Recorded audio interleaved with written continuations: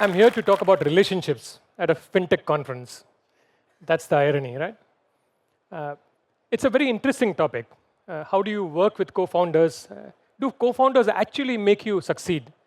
And my experience has been a lot of people like going solo, but co-founders really make the journey a lot better and give you a much, much higher chance of success. And that's what I'm really going to talk to you about today. I remember the day. This was June 4th, the time, 10:30 a.m., the year 2006. Three of us, three co-founders, with a resignation letter in hand, walked into the office of the CEO of the startup that we had founded 4 years back. And we gave a resignation letter on the table. And and you see, this is the acceptance letter of that resignation letter, and this was given back to us in exactly about 15 minutes, again scribbled in hand. Now, this was not an easy decision, by no means. This was our second startup. Our first startup had gone nowhere. It was way ahead of its time. We finally decided it wasn't worth it, and then went on to found the second startup. And letting go of your second baby was even more difficult. And this was the lowest point that we had ever had as co-founders. And this happens in startups all the time, right? Founders leave, founders are made to leave, founders give up, founders sell and move on. But this was unusual. This was unusual for one reason. It took us barely about 30 minutes of discussion between the founders, 18 hours before, to decide that we are going on. We can't do this anymore. We don't want to do this anymore. Goodbye to our second baby, and we would like to move on. And the reason was our PE investors controlled the company, and they had set it on a path that we were not comfortable with. So we decided it was time for us to go. And this decision, this 30 minutes, all of us had practically come to the same conclusion independently. So it took us very little time to reconcile and say, let's go ahead. And it was not that we had major savings or we had a lot of money in the bank or we had jobs lined up. We had nothing, but we still walked out. At the most difficult point in our lives. How do you achieve cohesion? How do you achieve coherence? How do you achieve such alignment between founders who are very, very disparate otherwise at such critical junctures? The three of us that you see in the middle have been together now for 30 years. That's a very long time. We have known each other even before we have known our wives. We have lasted longer than most Hollywood marriages. Almost all of them, I think. So I think the fact is that we have learned about relationships the hard way. It is not luck. Somebody asked me recently saying, is it luck? Was it just chance that you guys got together and all three of you are very similar and all three are very nice people, so you all shook hands and said, we will continue working for the rest of our lives together? No. We are very difficult people by ourselves, even together. But there is a reason why this relationship has worked, and I thought I would really spend a little time today talking about what makes successful co-founding relationships. There are three pillars which are very, very important. Right? The first one is, do you have a culture fit with your co-founders? The second one, how do you set expectations between the founders? And this is where things can go wrong dramatically. The third one is, what are the rules of operation once you get going? And all three matter. So let me start with the first one, which is the culture fit. And here, there are three quotients that I like to talk about: MQ, EQ, and OQ. And you must be wondering what this jargon is. MQ stands for money quotient, EQ stands for ego quotient, and OQ stands for optimism quotient. And I'll explain all three of them in a little more detail. Money quotient is really, what's your attitude to money? And it's not very difficult to judge people's attitude to money, right? I'll give you an example. You know, me and my founder, Hari, we were on a flight about 2 weeks back from Bangalore to Mumbai. We were going for a meeting. The meeting was immediately after lunch, so we took a mid-morning flight, had breakfast at the airport, so we were full. We get onto the flight. It's a low-budget airline called Indigo. We have a corporate deal, so they give us a sandwich and a coffee. We gulp the coffee down, put the sandwich in our bags, and get in the taxi on the way to the meeting, open our sandwiches, eat them, much to the amusement of the taxi guy who's looking back and saying, what's wrong with these guys? They're eating airline sandwiches for lunch. And we go to the meeting.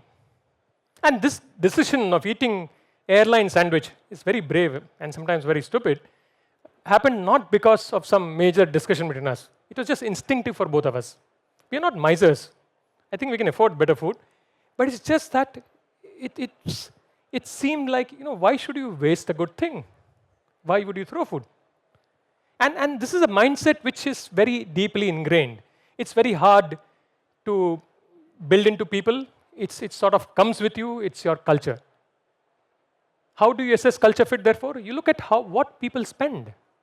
What is their expense to income ratio? How much of their income do they spend? What happens when they get money? Do they really start buying fancy things? Or do they just continue living life as they were before? And I think that establishes money quotient. And it's very important to get this right. Because things can go completely awry if you don't have this in place. The second thing is ego quotient. And this is a little tricky. How do you assess somebody's ego? People have very different egos. And the funny thing is, in startups, you want people with a high ego. You want people with ambition, with drive. You want people to be go-getting, aggressive, go and get things done. And at the same time, you don't want to have so much of ego that they can just derail the entire founding team. They can disrupt relationships. They can start fighting amongst themselves. So how do you get this balance? Right? One of the ways to check for this, how do you check if somebody has a reasonable ego, is first to work with the right people. You know who are the right people? Ex-founders. You know who are second class of right people? Salespeople. Why are salespeople and ex-founders make for very good co-founders? They've had their egos beaten up before. As a salesperson, the first thing you learn is no. As a founder, you've been told no hundreds of times. Right? So look for people who can respond, who can actually handle adverse situations without really blowing the top. Look at how they behave when they are put under stress. How they treat other people, how do they treat their subordinates, and you will find the ego quotient of any person. The third is the optimism quotient, right?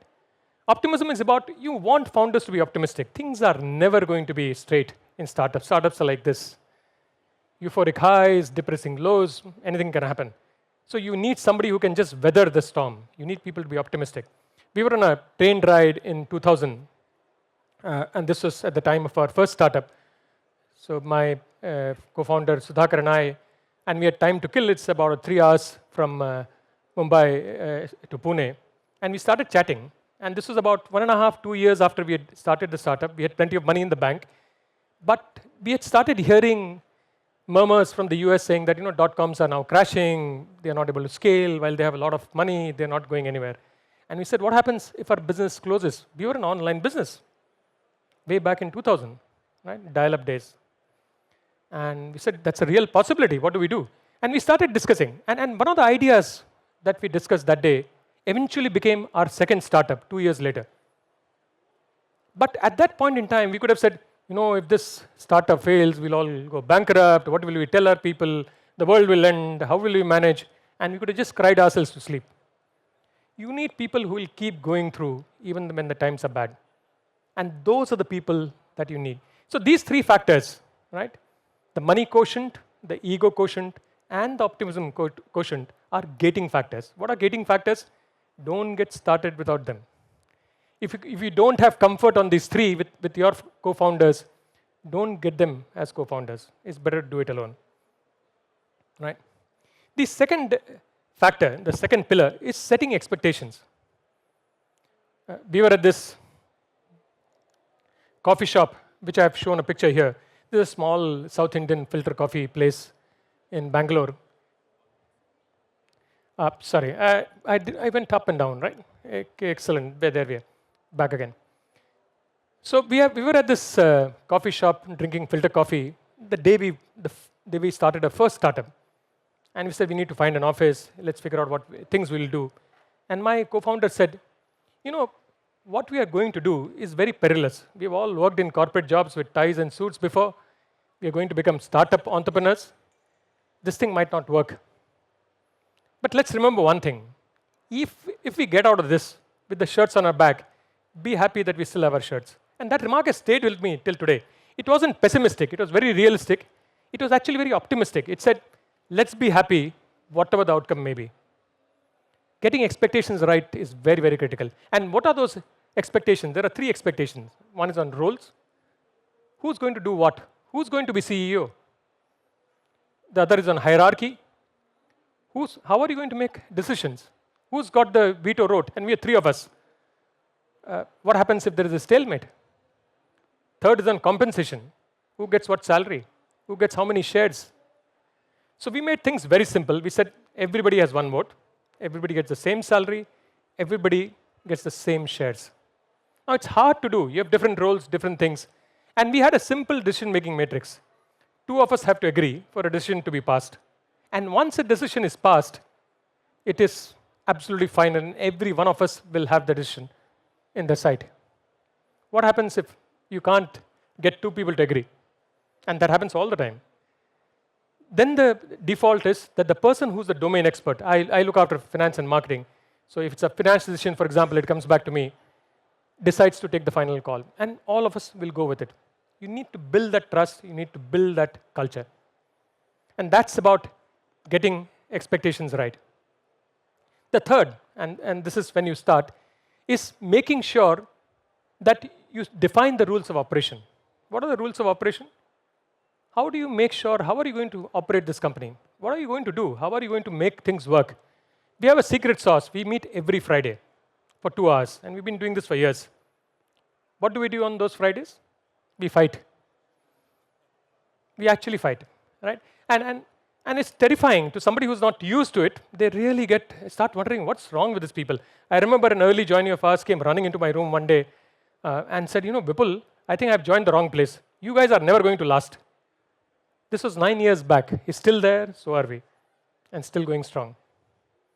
So fighting, how do you keep fighting, have disagreements, but keep moving ahead? You need to remember 4 things. You need to respect the abilities of everyone. You need to share. Between the 3 of us, we know everything that goes on in the company. We tell each other everything that I am doing in my function. I tell to my founders. He tells me the same thing. We know what problems we have that we are facing on a day-to-day basis. So as a result of that, we can seamlessly transition into different roles. If I have to take over his role or he has to take over mine, it makes it very, very easy. The third thing, which is an unwritten rule, is we ask. What do you mean by asking? If I have a problem which I'm trying to solve in my domain, I'm not able to crack a marketing campaign, or we're not able to crack the best brand campaign that we want, I ask all of them. And ask them saying, do you think you have a solution? Do you think we should do something? And the funny thing is, it's very frustrating. There are times when I'm very clear, this is the decision, so I tell them, I've taken the decision, this is what we are going to do, but I'm asking you. And they will just turn it upside down. And I'm scratching my head after that and I'm wondering, why the hell did I even open my mouth? I should have just gone ahead. But what we have learned over a period of time is that our decision making has become a lot richer.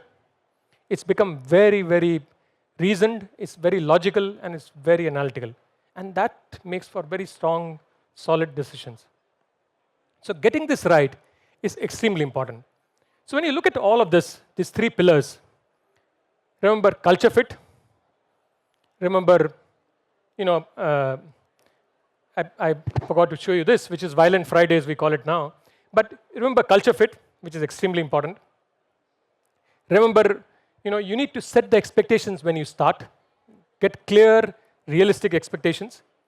And make sure that you define the rules of operation once you've started. A co-founding relationship is a beautiful thing. It can really, the journey itself is extremely beautiful. You'll enjoy it. And you'll regret not enjoying every moment of it if you don't follow these rules. Good luck to each one of you on your journeys. Thank you so much.